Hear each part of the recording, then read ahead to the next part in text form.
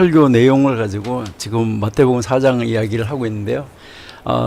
우리 손은배 교수님께서 그 전 목사님의 설교를 차례대로 아주 완벽하게 다 본문을 다 들어서 말씀을 하셨기 때문에 오늘 정말 한 말씀 이야기할 게 너무 없어요. 예, 이야기할 게 없는데요. 어쨌든 일단은 똑같아요. 그러니까 전 목사님 설교하신 것이 시험, 어두움, 소명이에요. 예, 다음 거 한번 올려줘 보세요. 예, 여기에서 이제 우리가 예수님의 사역을 시작하는 그 준비를 하시는데 보면 이제 세례를 받으셨고 성령의 인도하심을 따라서 광야로 간 것이죠. 이제 이 설교를 이제 말씀을 다 하셨고 우리 손 교수님 말씀을 다 하셨는데 시험도 마귀가 시험한 것이 아니고 성령님의 인도하심을 따라서 갔다라고 이야기를 하는 거죠. 그래서 광야에서 40일을 금식을 하고 거기서 세 가지 시험을 이제 받으시고 그다음에 승리하시고 이제 사역의 준비가 완료가 된 것이죠. 그러고 나서 사역을 이제 시작을 하게 되는 거죠. 바로 이 창세기 4장은 시험의 본질 그리고 그 승리의 원인이 무엇인가 그리고 소명을 어떻게 시작하셨는가 하는 것을 우리에게 지금 보여주고 있습니다. 그래도 한번 올려주세요. 그래서 예수님께서 이제 세 가지 시험을 받으셨는데 이 세 가지 시험을 통과하시는데 비로소 이제 그 자신이 빛으로 오셨는데 빛의 사역을 시작하고 그리고 그 빛의 사역을 이루는데 우리 선 교수님 말씀하신 대로 이제 그 천사들을 동원을 해서 하면은 얼마나 좋겠어요. 그보다도 성령 하나님이 직접 사역을 하시면 엄청난 사역을 하셨겠죠. 그러는데 하나님은 꼭 사람을 들어서 사용을 하셨다는 것이죠. 그래서 그 빛의 사역을 하기 위해서 제자들을 부르셨고 또 여러분들과 우리를 다 불렀다는 것이죠. 여기서 우리가 한번 생각할 것은 이 본문은 단순히 예수님의 이야기가 아니라는 것입니다. 이것은 하나님을 믿는 우리 모두가 직면하는 문제라는 거예요. 우리 모두가 다 이 세 가지 시험을 받게 되고 그랬을 때 우리는 이 시험의 본질이 무엇인지 나에게만 이 시험이 육신 거냐 안목 거냐 이생 거냐 이것을 정확하게 분별을 하면서 우리들도 어떤 말씀으로 대처해야 되는가 하는 것을 우리가 배워야 된다는 것이죠. 그래서 우리 모두가 직면하는 시험의 본질, 시험을 이기는 방법 그리고 승리 후에 오는 그 복에 대한 하나님의 청사진 바로 이제 우리가 이 세상에서 어떻게 살아야 되는가 하는 청사진을 우리에게 보여주고 있다는 것이죠. 그래서 제일 먼저 보면 마태복음 4장 1절 11절까지가 예수님의 이제 이 세 가지 시험인데 아까 우리 손 교수님이 다 읽으셨는데 2장 16절에 요한 1서 2장 16절에 이 세상에는 세 가지 시험이 있다 이렇게 말씀을 하셨죠. 거기서 이제 이 첫 번째가 육신의 정욕인데 이 40일을 굶으신 예수님께 사탄이 찾아와서 말을 하는 것이죠. 여기에서 이제 이 중요한 것은 우리가 한번 볼 때 뭐라고 볼까?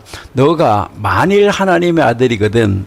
여기서 이것은 지금 예수님의 신분 그리고 예수님과 하나님과의 관계성 그리고 이 예수님이 이 세상에 오신 성육신 이 문제를 가지고 지금 들고 나오고 있습니다.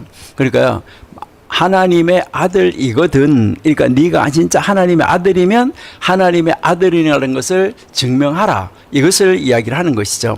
그래서 이제 이 돌이 떡이 하라는 것인데 돌을 떡이 되게 하라 하는 것이죠. 이것은 단순히 배고픔의 문제가 아니에요. 그러니까 사탄은 너가 예수님, 바로 예수님이 네가 정말 하나님 아들이라면 바로 그 신분을 이용을 해서 너가 하나님의 아들이라는 그 신분을 이용을 해서 보여주라는 것이죠. 그래서 이 말은 무슨 말이냐면 하나님의 때와 하나님의 방법을 벗어나서 너 자신의 필요를 채워봐라 이렇게 유혹을 하고 있는 거예요. 여러분 우리도 어려움을 당할 때 기도하지 않고 다른 방법으로 바로 하나님의 방법, 하나님의 때 이것을 찾는 것이 아니라 다른 방법으로 우리들도 찾을 수 있다는 거예요. 이 세상에 살아가는 우리들도. 그래서 우리들의 자신의 필요를 우리들의 방법으로 우리들의 능력으로 우리들의 지혜로 하려고 유혹을 받는다는 것이죠. 그러나 예수님께서 그것은 그렇게 대처하는 것이 아니다 라고 우리에게 가르쳐주는 말씀이 바로 예수님이 대처하셨던 바로 그 신명기 8장 3절 말씀이시죠. 이것은 이스라엘 백성이 광야에서 40년 동안 실패했던 바로 그 시험이에요. 이스라엘 백성이 광야에서 40년 동안 실패했던 바로 그 시험, 바로 그들을 이제 그 이스라엘 백성들에게 만나를 주셨는데, 만나를 주시는 예수님을 원망했던 거, 이거 우리가 잘 알고 있습니다. 여기에서 우리가 40일의 상징성을 한번 보면 40일, 40년의 패턴을 우리에게 지금 보여주고 있습니다. 노아의 홍수 40일, 그리고요 이제 비가 40일 왔고, 모세가 시내산에서 40일 세 번씩 이제 그 시내산에 올라가서 있다가 거기서 하나님의 말씀을 받고 내려왔습니다. 이스라엘 백성이 광야에서 40년 동안 이스라엘 백성들이 하나님 앞에 시험 받았고 시험을 했습니다. 그리고 엘리야가 도주하는 것도 40일의 여행이었습니다. 이러한 이 40일간의 구약에서의 모든 실패적인 사건들, 이 사건들 하나님이 함께 하지 않았을 때, 그들의 방법을 찾아갔을 때는 실패할 수밖에 없었댔는데, 이렇게 실패했었던 것을 이제 새 이스라엘로서 오신 예수님, 그러니까 이제 그 옛 아담이 아닌 새 이스라엘, 그러니까 새로운 이스라엘이라는 이스라엘 이름으로 오신 예수님께서 바로 옛 이스라엘이 40년간 실패했던 것, 이것을 40일 만에 승리로 바꾸셨다 하는 것을 우리에게 가르쳐 주는 것이죠. 두 번째 안목의 정력인데, 이 사단은 예수님을 성전 꼭대기로 데려 올라갔다라고 아까 자세하게 우리 송 교수님이 말씀하셨는데, 이것은 요세푸스의 기록에 따르면은 기드론 골짜기 위에 140m 정도 높이가 된다고 이렇게 요세푸스에서 기록을 하고 있습니다. 그러니까 기드론 골짜기 위 140m예요. 그러니까 굉장히 높다 하는 것을 우리에게 이제 가르쳐 주고 있습니다.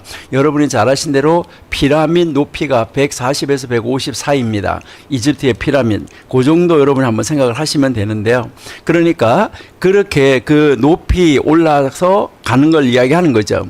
거기에서도 하나님의 아들이거든 뛰어내리라는 거예요. 그러니까 여기서 항상 달고 다니는 게 뭐예요? 하나님의 아들이에요. 그리고 우리를 향해서도 뭐래요? 네 하나님 믿는 사람이냐? 야, 하나님이 그렇게 능력이 있다면서 그럼 너 한번 해봐. 이렇게 이야기하는 이야기를 우리가 너무 많이 접하게 되는 것이죠. 그러니까 우리한테 야, 너 하나님 믿는데 왜 그 모양이야? 이런 이야기를 많이 하게 된다는 것이죠. 그래서 여기서 하나님의 아들이거든 뛰어내려. 그러면 하나님이 너 하나님의 아들이니까 하나님이 천사를 보내서 너를 지켜주실 것이다 라고 이야기를 하는데, 우리 시편 91편을 한번 읽어볼게요. 시편 91편 11절, 시편 91편 11절,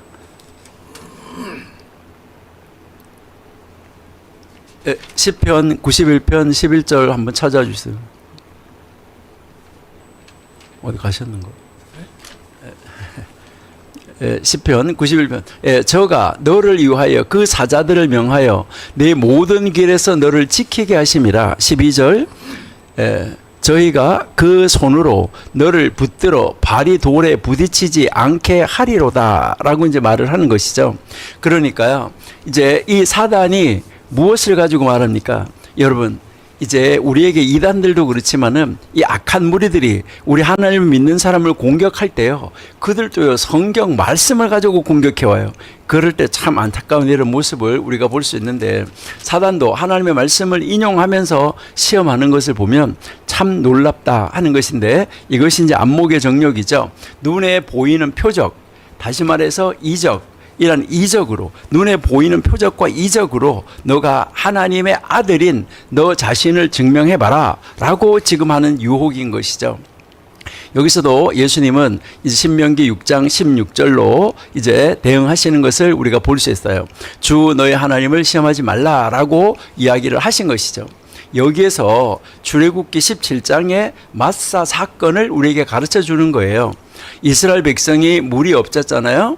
물이 없으니까 여호와께서 우리 중에 계신가 안 계신가 하면서 하나님을 시험했던 바로 그 시험, 바로 그 죄를 들고 나오는 거예요. 여러분, 여기서 우리가 분명하게 여러분들이 딱 선을 그어야 되는 것은 믿음과 시험입니다. 예, 이 믿음과 이제 이 시험인데 여기에서 우리가 뭐 유혹한다 이렇게 이야기를 할 때도 유혹을 뭐 이제 테스트한다 이렇게 이야기를 하는 것이잖아요.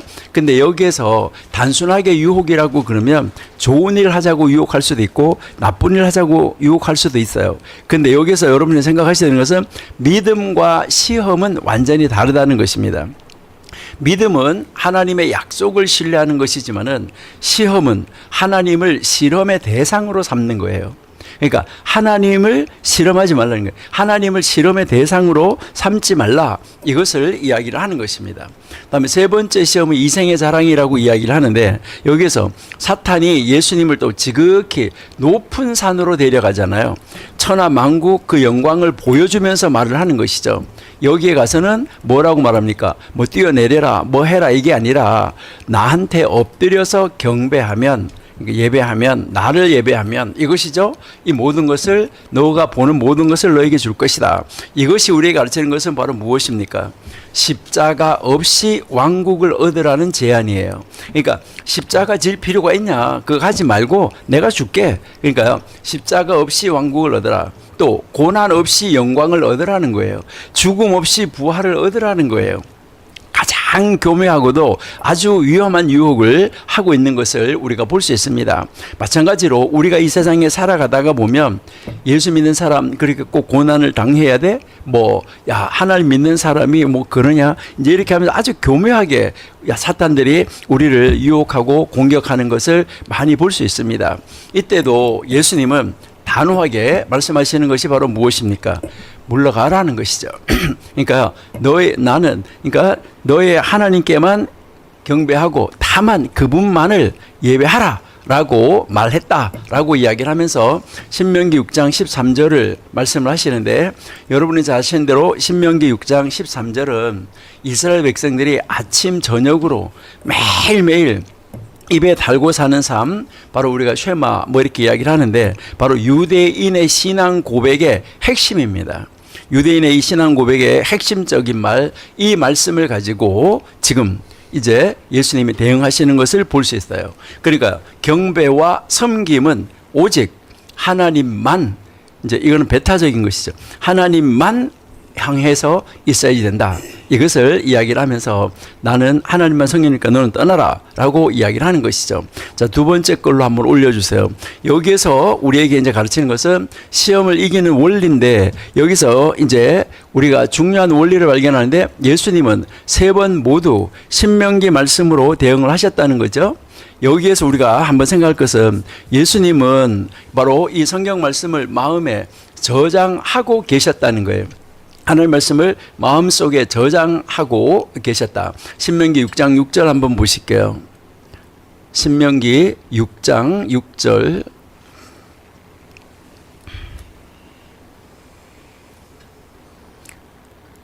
네, 오늘날 내가 네게 명하는 이 말씀을 너는 마음에 새기고 하는데 이거는 마음에 두고 마음에 있게 하라 하는 말씀입니다. 그러니까 마음 안에다가 두라는 거예요. 그래서 시험의 순간에 바로 그 마음 안에 두었던 이 말씀을 꺼내라. 그 말씀이 검이 되어서 사탄을 물리치게 된다. 이것을 우리에게 가르쳐 주는데요.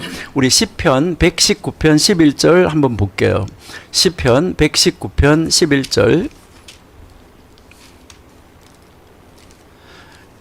내가 주께 범죄치 아니하려 하여 주의 말씀을 내 마음에 두었나이다. 여기에서 이 두었다는 말은 앞에 신명기 6장 6절에 두었다는 말하고는 좀 달라요. 히브리어 성경으로 보면 여기서는 다른데 여기서 이 두었다는 이 말은 보물로 저장했다는 말이에요. 보물로 저장했다. 그러니까요, 내가 주께 범죄하지 아니하려 해서 하나님의 말씀을 내 마음에 보물로 저장해 뒀다는 거예요. 이것은 하나님의 말씀을 마음의 보물, 이것이 바로 이제 어떤 시험이든지 시험을 이길 수 있는 비결이라는 거예요. 우리도 하나님의 말씀을 우리의 마음의 보물 창고처럼 아주 가장 중요한 이 보물 창고 그 위치에다가 하나님의 말씀을 탁 저장해 두면 하나님이 우리가 시험을 받을 때 그 하나님의 말씀이 우리 안에 살아있고 능력이 있기 때문에 우리의 입을 통하여서 이 말씀이 나와서 승리하게 해준다는 것이죠.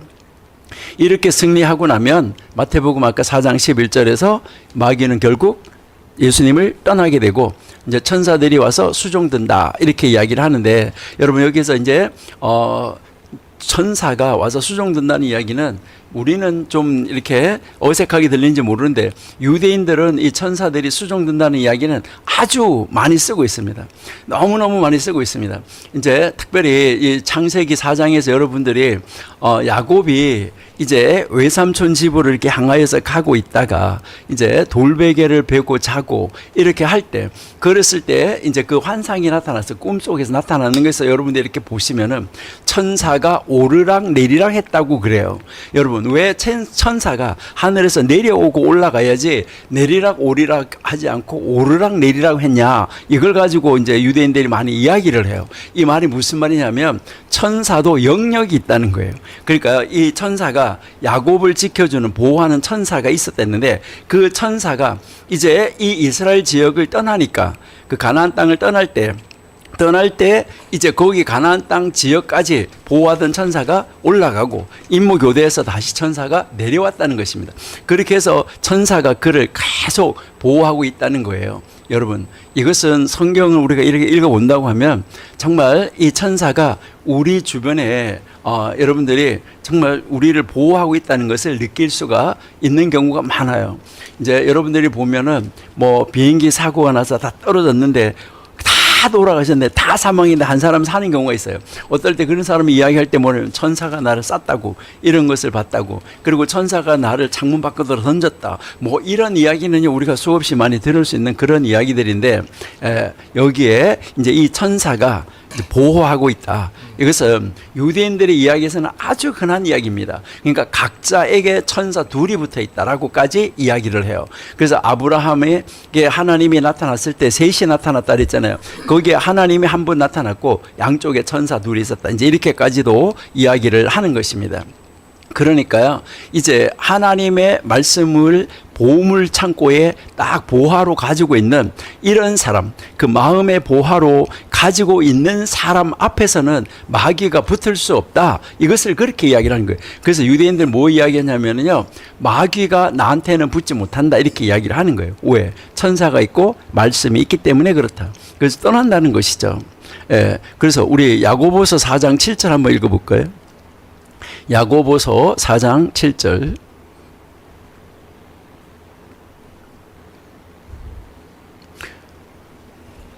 그런즉 너희는 하나님께 순복할지어다 마귀를 대적하라, 그리하면 너희를 피하리라. 마귀가 이제 피한다, 이것을 이야기를 하는 거죠. 자, 마귀가 피하면 그 다음에는요, 천사가 수종든다는 것이죠. 여러분, 테스트 할 때 옆에서 천사 같이 있어요. 그래 있는데 이제 떠나고 나면 이제 이 천사가 수종을 든다 하는 것을 우리가 볼 수 있어요. 아까 예를 많이 들었어요. 우리 송 교수님께서 열왕기상 19장에서는 이세벨에게 쫓겨 도망친 엘리야가 로뎀나무 아래서 누워서 죽기를 간구하고 있으니까 그때 천사가 나타나서 그를 어루만지면서 말하죠. 일어나 먹어, 너의 갈 길을 다 가지 못할까 하노라 라고 말해서 천사가 준비한 음식을 먹고 엘리야가 40주야를 가서 하나님의 산 호렙에 도착하지요. 누가복음 22장 43절 한번 보실게요. 누가복음 22장 43절.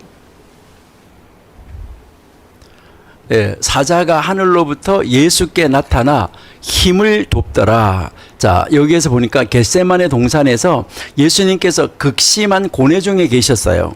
이럴 때 천사가 나타나서 예수님을 바로 그 나타나서 힘을 더해줬다. 예수님에게 힘을 더해줬다. 이렇게 말씀을 하고 있죠. 예수님에게도. 자, 그 다음에 사도행전 12장 6절 11절에서는 아까 우리 송 교수님 말씀하셨는데 옥에 갇힌 바로 이 베드로를 천사가 구출하는데 쇠사슬이 벗어지고 감옥문이 열려요. 그리고요, 그래서 여기서 우리가 한번 뭐 이 예를 든다고 하면 수없이 예를 들 수가 있는데 구약 성경에서도 이 천사의 수종에는 강약의 차이가 있다는 거예요. 이것은 순종의 깊이, 시험을 이긴 정도, 하나님과의 친밀한 정도, 그리고 맡은 사명의 크기에 따라서 천사의 수종에는 약간의 차이가 있다는 거, 이것을 여러분들이 기억을 하시면 좋겠고요. 자, 그 다음 이제 우리 세 번째 도표를 올려주세요. 자, 그러면 이제 이 시험을 이기신 예수님이 이제 본격적인 사역을 시작하신다는 거예요.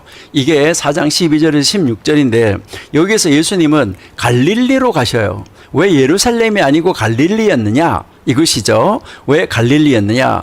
여기에서 이제 우리가 보면 스불론 땅, 납달리 땅, 흑암에 앉은 백성이 큰 빛을 보았다. 사망의 땅, 그늘에 앉은 자들에게 빛이 비추었다. 이렇게 이야기한 이제 그 빛 대신 예수님이 빛으로서의 사역을 빛으로 오신 그 예수님이 빛으로의 사역을 시작을 하시는 것이잖아요.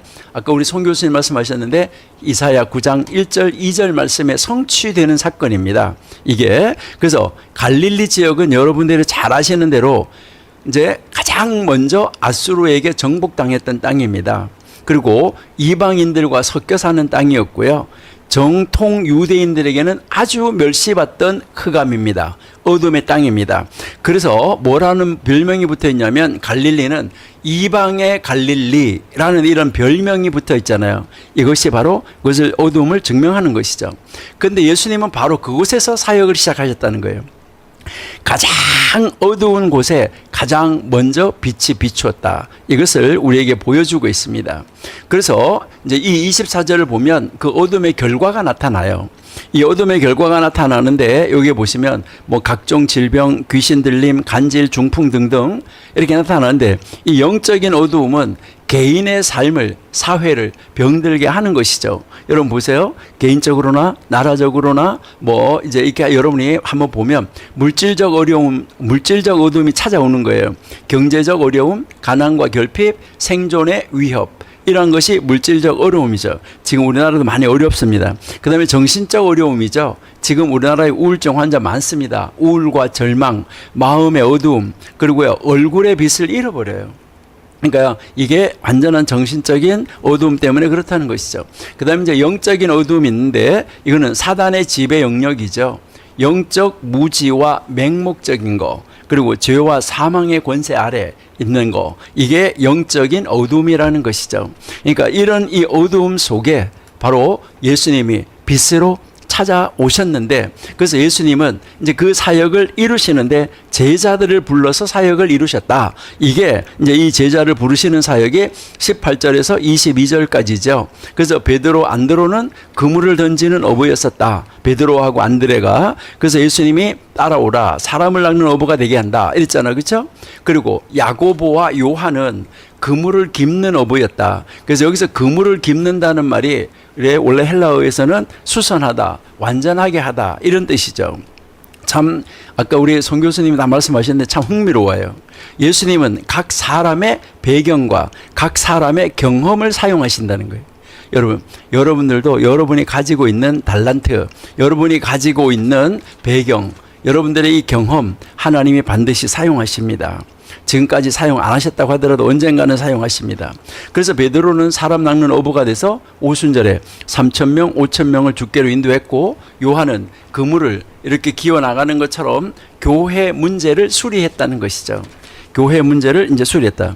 그래서 아까 우리 송 교수님 말씀하신데 이단을 척결하는 사역자가 됐다. 이게 요한 1서, 요한 2서, 요한 3서가 다 이것을 증명하는 것이죠. 그리고 뭐 이제 이 바울은 이제 천막을 제조하는 자였었다라고 이제 이렇게 이야기를 하는 것이죠. 자, 그러면 나는 누군가? 이것이 이제 중요하죠.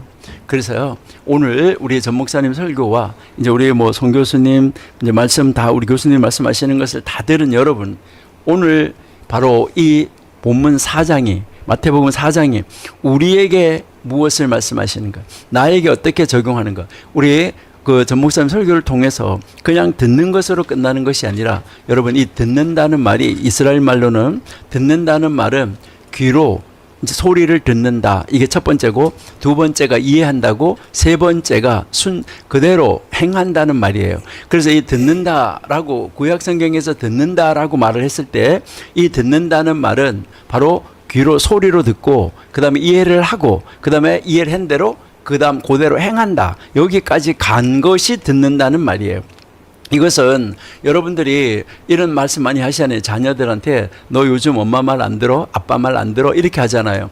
이 엄마가 아빠가 말하는 소리를 안 듣는다는 말이 아니잖아요. 엄마 아빠가 말한 대로 행하지 않는다는 말이잖아요. 그렇죠. 그러니까 우리가 전 목사님 설교나 뭐 우리가 함께 같이 토론하고 함께 이야기하는 이러한 것을 우리가 뭐에 단순하게 소리로 듣는 안 된다. 그리고 고개를 끄덕끄덕하면서 아 그렇구나 이해하는 정도로 되면 안 된다. 이것을 우리에게 가르쳐 주는 건데요. 그래서 오늘 이 4장에서 우리에게 가르치는 것은 무엇을 말하냐면 아 그래 시험은 그렇게 통과하는 거네.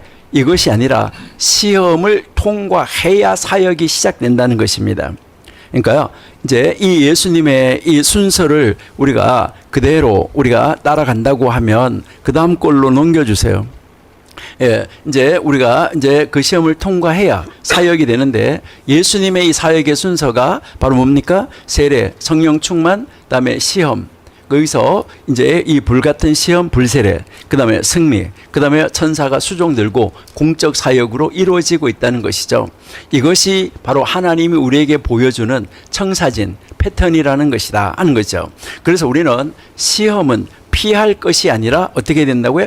통과해야 할 관문이라는 것입니다. 그러니까 통과의 관문이다. 그래서 우리 야고보서 1장 12절을 한번 보실게요.